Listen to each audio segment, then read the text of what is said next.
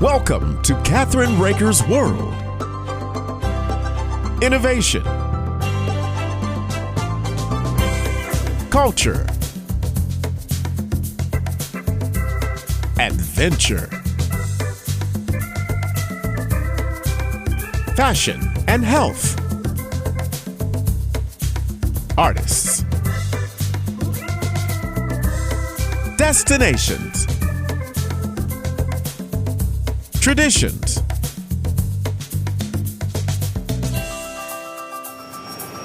This is Kathryn Raaker's World.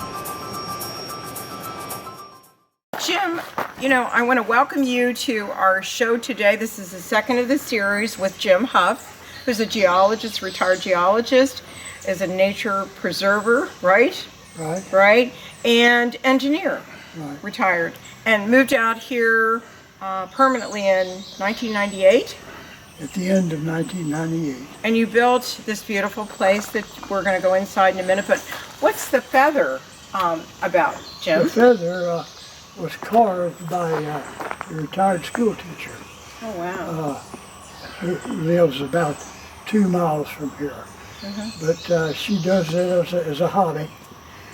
And so I put that feather above the name of my place, which is Shagbark Lodge and Lake. Oh, I didn't know that. Shagbark Lodge and Lake. That's beautiful. When did you put it up? When you first built the house? No, I put the sign up then. But I didn't put the feather up until about 5 years ago. Okay. So what we're going to do now is go inside and see your beautiful house, and then we're later in the show. Then we're going over and show the log cabin. Okay. All right. All right, let's do that. We'll take a break and we'll be right back. That's my outside thermometer there. I have an outside thermometer inside. These two bookcases right out in the driveway. Right. They're red oak. Red oak. So they're. So how long did it take you to build this? The summer of 1985. You built it? All summer. All summer long. Did you have help? Yes, I had one carpenter help me with some aspects. And where did you get the wood? I bought the wood from a local supplier. It's Western Red Cedar. Wow, Came that's from beautiful. Washington State. You can smell the wood actually, right? Well, not as much. Well, now as you could when I first put it up. Right. So tell me about the bookcases, Jim. They're made of on-site red oak, and I built them right out in the driveway.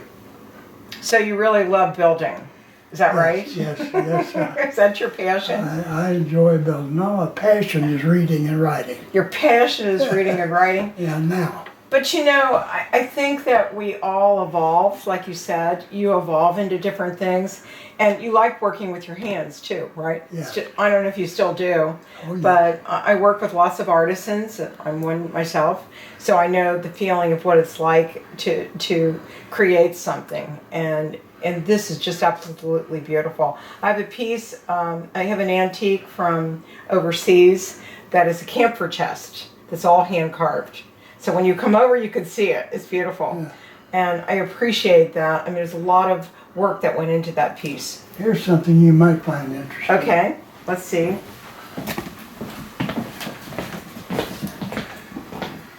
Okay. My son gave me that for a Christmas present. Oh, wow. That's my youngest Grandson? grandson, and there's both of them there. Okay. Now, His wife? my son's wife is from Cambodia. Oh, okay. She's native Cambodia. Okay. And the one there is me in Mount Washington Cemetery, Right. Mount Washington, Kentucky, Okay. dedicating a monument to my great-great-great-grandfather who was in the American Revolution. Oh, wow. His name was Moses Hough, and that's his grave. Oh, wow. The grave's beautiful still. That's unreal. So I am in my Revolutionary outfit. That's an authentic uniform. Okay, that's beautiful. Wow. I'm a member of the Sons of American Revolution. Oh, you are? Yeah, Oh, wow. and that's the uniform. That's the uniform. That we have, yes. Do you do different events with them all the Oh time? yes, oh yes. Used to, I don't do it much now, Okay, but I used to. right. That uniform weighs 17 pounds. It's all wool. Oh, wow. I can show it to you. I can imagine. So anyhow, that's really interesting. Let's see what else. What would you like to talk about the house, the way you did the, There's my piece, Lily. right? And how about the kitchen? Tell me a little bit about the kitchen and how you designed it, if you don't mind. This is the utility room, Uh-huh. Okay. over and under washer dryer. Okay. And this is the heating unit, The heating unit? Which That's is- thermal heating. which is all electronic. Wow, that's wonderful. And I get my heating and cooling out of the lake. Oh, okay. Yeah. Well, and you know what? A nun that she was my biology teacher in high school, and she was only like maybe 4 or 5 years older than me. She was from New Mexico, and she's was one of the leading scientists with thermal. And you know where Mount St. Joseph, right? She put in that thermal in the main building, one of the main The buildings. geothermal. Yes, and she also did it for where the sisters lived in one of the cottages, and then brought solar power to the campus as well. Yeah. That's pretty cool. So let's talk about the kitchen, okay? That's my easy chair. Right, Watch TV. right. These cabinets are all hardwood and they're hickory. All made of hickory. They were made in Illinois. Oh, you did all of those. Wow. Here's these shelves roll out. Did you make all those, or No, I did not make those. Okay. A company in Illinois, Oh, did. in Tuscola, Illinois, Who made. did these pieces up here with the fishnet, Jim? Oh, that fishnet came from Jekyll Island, Georgia. Jekyll Island. Oh, I love Jekyll Island. Wow. Yeah, we spent a lot of summers down in Jekyll Did you? Island. It's a beautiful place, actually. So is there another area that you want to show before? I love the way you did this. It's really an open space. For the time period that you built it, this was really ahead of its time, wasn't it? Well, I guess you might say that. Okay, so let's go back here. You probably do not want to show the bathroom. So Okay. here's my control for the Right. geothermal, Okay. right there. This is where I do all my writing. Okay, so let's go back here for a minute. This is where I spend my time, right here. Spend your time right there. That's where I talk to you all the time, Yeah. right? So, There's my telephone. right there. So, I love the way you built this into the room. This is really beautiful. This is actually intended to be a bedroom, but But this is your there were office. just the two of us, Right, so, and so we made this an office. right. And these, a couple of rollaway You have to come here and beds. let the photographer come back here. Beds here, Oh, really? yeah. That's a great place to put them. I just put them behind. Right, I made these cases and just put them right. behind. So who did the artwork? A friend of yours? Or do you know? No, we just had a couple of fish, Okay, and my wife had those two fish. And, right, right. So we he just built put 'em- all this, as well, so we want to see that. And how long did it take them to put that in there, Jim? Oh, I don't know. I built this house during the summer of 1985. Right. So, my book right there. Right. Okay. So this is your beautiful office, and it's really, really nice in here. So let's go. Let's go. This, I can show you one more thing. This is my genealogy. Oh, your genealogy. I wrote this over a period of 9 years, starting in 1970, the year Okay. after my father died, Right. and finished in in '79 and published it. So this is Wow. How long did it take you to do it? 9 years. 9 years. Wow. I have topographic maps showing grave sites and all. So I've written about each one of my ancestors. Now, who's this here? These were cousins of my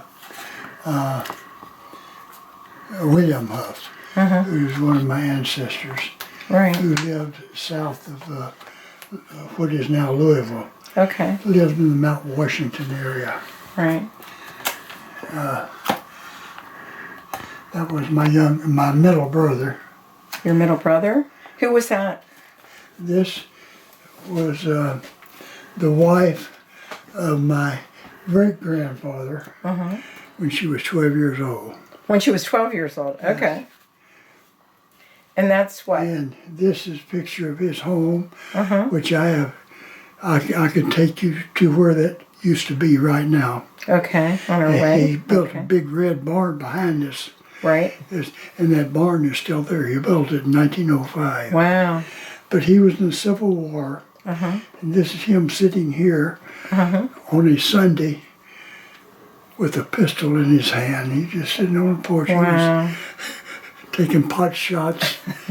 He owned about 2,000 acres. Oh, really? In what is now suburban Paducah. Paducah. Okay. Yes.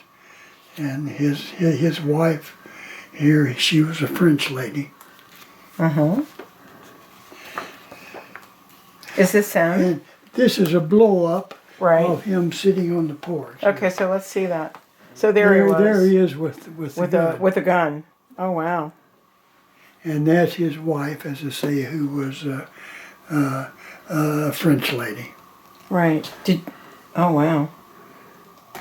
So let's move on and look at it. Now, this way. Is there any more in here that you want to show us? Oh, no, not really. All right.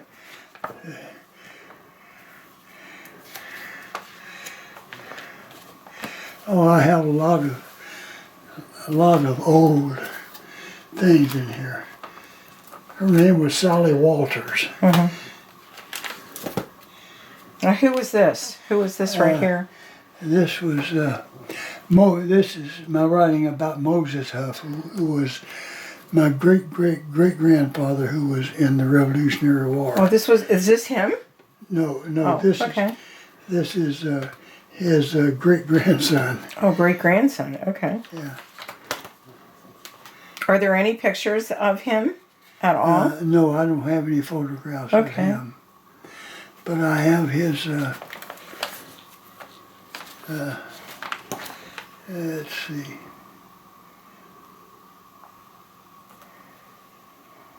Yeah, this is about Harrison Hough, who was in the, he was a judge, first judge in southeast Missouri. Okay. And he was a delegate from Missouri to the 1861 peace conference to try to avoid the Civil War. Right. And this one is about him. Wow. So he was quite the man. He was a lawyer. And he attended Georgetown College in Georgetown, Kentucky. Okay. And the curriculum in those days was the Yale curriculum of 1821. And it was entirely classics. They read the entry examination for the freshman year required them to know Latin literature and Latin grammar and Greek grammar. Wow. As well as geology, geography, and algebra. Oh, wow. So that was, that examination was for their freshman entry, college entry. So those people were educated to think for themselves. Right. Right. You know, Not like it is today, right? right. We are trained Right. using textbooks. Right. They did not use textbooks. Wow. Unreal. So we're trained, they were educated.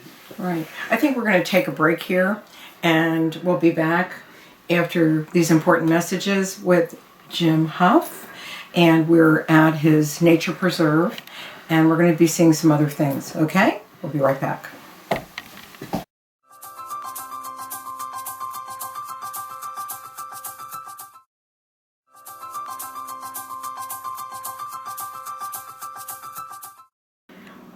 This is really interesting. What is this, Jim? Can you tell me? This is made from a burl, which is a growth on the side of a tree. Okay. And these two bowls were turned out of this burl Wow. by a friend Okay. who makes things out of wood like this. So I want to show you this? Will never find, You'll see this. This is beautiful. you will never find another piece of wood Like this. Wow. Those burls are unique. How long does it take him to do this? Do you know? I don't know. Wow. But this is his hobby, and he makes great things out of wood. Wow. This But is he gorgeous. really enjoyed making. I love this because you can see the indentation of the wood itself, right? Yes. That's beautiful. Do you ever use these? No, No. I don't use them. They're collector's pieces, right? They are indeed. Wow. This is gorgeous. I love that. You have a lot of friends that love the arts and Yes. creative crafting, right? Yes. That's wonderful. Okay, so we're going to take a break and we're going to be back and we'll see you at the next place that we're filming. Jim, what? You have all these signs all over. Tell us about them.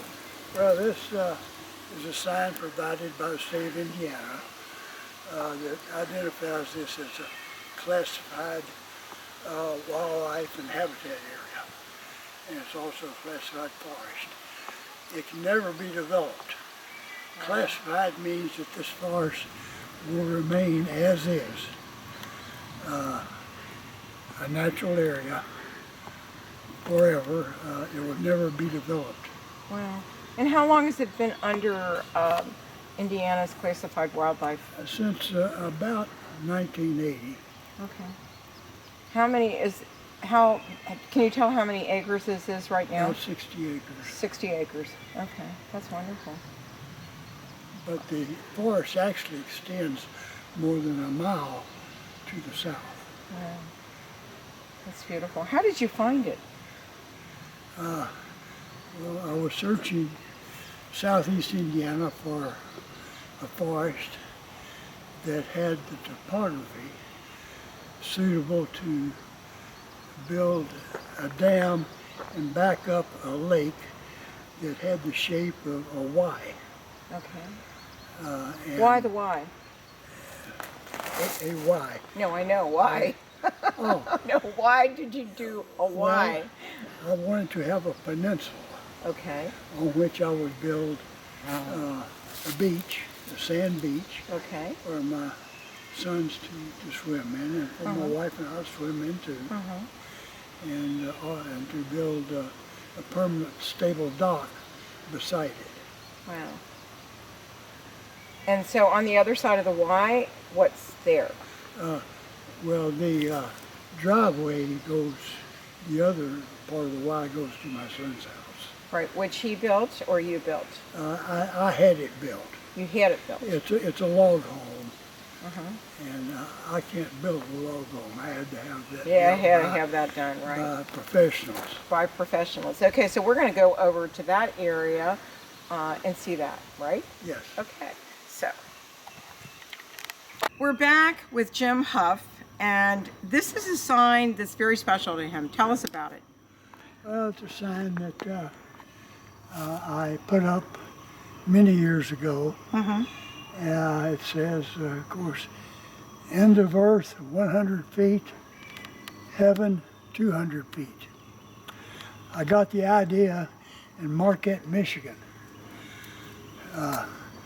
I think their sign said, end of earth, 1 mile, Marquette County, 4 miles. Right. This is beautiful. It's such a pleasure to be able to see a nature preserve like this, so close to actually the city. How far out are you here from one of the, like Lawrenceburg or Aurora? The nearest place is Moores Hill, and that's 5 miles. 5 miles from here. And Okay. there is a farm there at Mount Moores Hill that has buffalo. Oh, wow. Yeah, they have 7 buffalo there. Wow. And Would they let us do, not today, but would they let us do Oh, something yes. with them? I'm sure they would. Right. They would let you let us go in and photograph the buffalo, and Right. the place is a very, very beautiful Oh, place. wow. That's beautiful. Thank you so very much for sharing this with us, and we'll be right back. We're back with Jim Hough, and we are at his son's beautiful log cabin on the other side of the Y, correct? On the other side of the lake. At the other side of the lake. And this is really a picturesque, beautiful place. Can you tell me a little bit about the house? You had it built, though. Yes, I designed. Well, you designed I it. designed it, Okay. and then I had a specialized log home builder. to Okay. build Okay. it. It's, How long did it take to build it? they started in May of 2002, and it was finished in mid-August Oh, wow. of 2002. Wow. That's beautiful. Tell me how tall it is, because we'll come back another day and go through the house, okay? From the first floor to the ridge beam at the very top of the steep roof is 26.5 feet. Wow. That's big. And this is a 2-story house, full basement, and it has 4 bedrooms Okay. and 2 full baths. Right. The entire house, including the basement, sits in pea gravel. Peat gravel. Yes, and I have drained that out the side of the hill here, Okay. and every time it rains, the water goes in and drains through the pea gravel, and is picked up by the pipes, which drain out into the creek. Okay. And there will never be any water in that basement, nor high humidity. Oh, wow. So it's specially designed. There's 0 cracks in the basement wall. That's wild. So, how tall is this tree that we're near, Jim? I would estimate to be about 70 feet tall. Okay. Well, you don't have to give me It this is, picture. it is a beech tree, and there are 3 beech trees around this house. Beech trees will live to be 500 years old. They do not bear nuts until they're at least 150 years old. Wow. Wow. So these trees do not bear nuts yet. Okay. They're not 150 years old, but they're huge at this point, as you can see. Wow. You have a natural umbrella here for the heat as well with the trees. Yes. Because it's probably in the 80s now and it doesn't feel quite like that Oh, at it's all. in the sun. It's about 85, Okay. but in the shade here, it's a good bit cooler, Right. and especially inside the woods. Right. So, Jim, we want to thank you today for allowing us to come here to visit with you on our second part of the series. And we want to thank you so much for explaining so much about nature that, that we do. And we're going to also show some shots from pictures that you have that we're going to insert into the program. Okay. You're welcome, and thank you. And thank you so much. And tell a little bit about your book and where people are going to be able to purchase it in September and It October. will be available. It is being published by Christian Faith Publishing. It will be available in September or October this year. I would suspect probably in October. All right. Anyway, I have finished editing it, and they have finished editing, and they have done the page design, and now they'll be designing the cover and then printing it. and so that's 89 years. 89 years and still evolving. That's right, 89 years and still evolving. And thank you so very much. You are an absolute delight to have on our shows. Thank you. And we'll see you next time on Kathryn Raaker's World. Don't forget to go to our website at kathrynraakersworld.com or our radio website, which is letsjusttalkradio.com. Thank you, and we'll see you next time on Kathryn Raaker's World.